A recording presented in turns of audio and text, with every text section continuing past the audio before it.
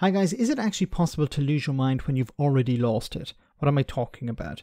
So last week, as I've covered before, senior members of the Conservative Party who are supportive of Brexit met with senior Remainers from the Labour Party in a sort of secret meeting to discuss how to smoothen out what they saw as the bumps of Brexit. I've already said that business leaders are likely piling pressure on the government at the moment, and to a lesser extent the Labour Party, to come up with solutions to the barriers to trade, and the staff shortages as a result of the ending of freedom of movement. I've also predicted that some members of the Conservative Party would be angry. Well, Tory supporters are losing their minds. Have a listen to this. This was no innocent meeting. Yet again, it was a bunch of anti-democratic, treacherous elites believing that they know better than us. Mandelson just said it on the piece of film you showed there, where he said, you know, people didn't understand what Brexit they were voting for. Yes, we did. We knew exactly what we were voting for. We knew exactly, really. Because some people voted to remain within the single market and the customs union. Some people voted to be outside the single market and the customs union. Some people voted to put a border on the island of Ireland. Some people voted for no border on the island of Ireland. Some people voted for a Swiss-style deal. Some people voted for a Norwegian-style deal. Some people didn't know what type of deal they wanted. Some people believed they knew what deal they wanted. Many of these things are mutually exclusive. So no, not everyone knew what they were voting for. And it's this kind of, we know better than you, stupid little people. That's what it's, they think we're stupid, and they don't want democracy. And I don't think anyone's stupid. I think people are dishonest. Brexiteers are dishonest. I'm not talking about people who voted for Brexit. I'm talking about people who still think it's a good idea or want the public to believe it's a good idea. Because Carole Malone here, I don't know if she believes Brexit is a good idea or it's just useful for her to say it, or she believes the public thinks it's a good idea, so she's saying it's a good idea.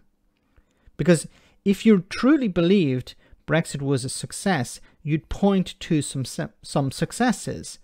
What are these successes? What are these benefits? You know, this weekend they spat on democracy again, and they spat on the British people again. And when you know Mandelson is chairing a conference on anything, you know full well this is not in support of Brexit. You know, ask me, do we need a meeting about Brexit? Yes, we do, because we didn't leave the trading bloc until 2021. Then we had the pandemic. Then we had the war in Ukraine and the energy crisis. So yes, we need to know how we're going to progress, but not in secret meetings. No. That is not democratic. That is entirely out in the open. And Sunak tell us what you're doing. And did you just see him there? The wheeze, Sunak makes me crosser every single week. Answer a question. We have a wishy-washy PM who should have said, no, Michael Gove didn't tell me. I didn't know about it. And I don't support it. And I don't support it. Exactly. Not everything is a trick, Prime Minister. Darren was asking you a very straight question there. Just answer it. I didn't know. Gove shouldn't have gone. End of story. What do you mean? I didn't know. Gove shouldn't have gone. Obviously, he backed Michael. What he's talking about here is Michael Gove going to this meeting to meet with people like David Lammy, who are on the other side of Brexit.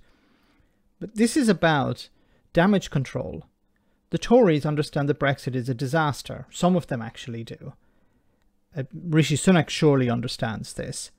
But it's about protecting the party. We can't come out and admit that it's a disaster. Otherwise, the party would implode. It would divide the party completely. But they are receiving pressure from businesses. Companies have been putting pressure on the government for some time now, behind closed doors mainly, but now it's out in the open.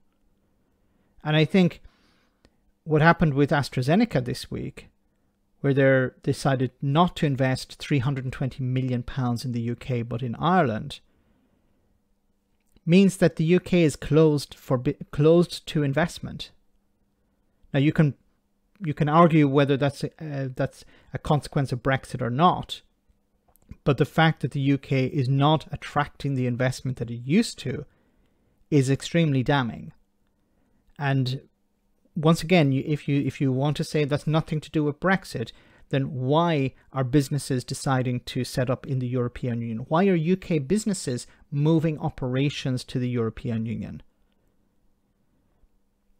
This thing, to suggest that this is anti-democratic, that the two parties have met to try and sort out this, what is anti-democratic about it? I think what should happen is at the next election, the parties should say whether they want to remain in the European, to rejoin the European Union or not, to remain outside or not. They should be honest and put it in their manifestos. I don't think that's going to happen, though. This issue is still too toxic, and you have individuals like this who are losing their minds every time they think that Brexit is being taken away from them. If the majority of the people in the United Kingdom believe that Brexit is now a mistake, then surely the democratic thing would be to put it to a referendum and allow them to decide. Let me know in the comment section, guys, what you think. As always, your comments are greatly appreciated. Thanks a lot.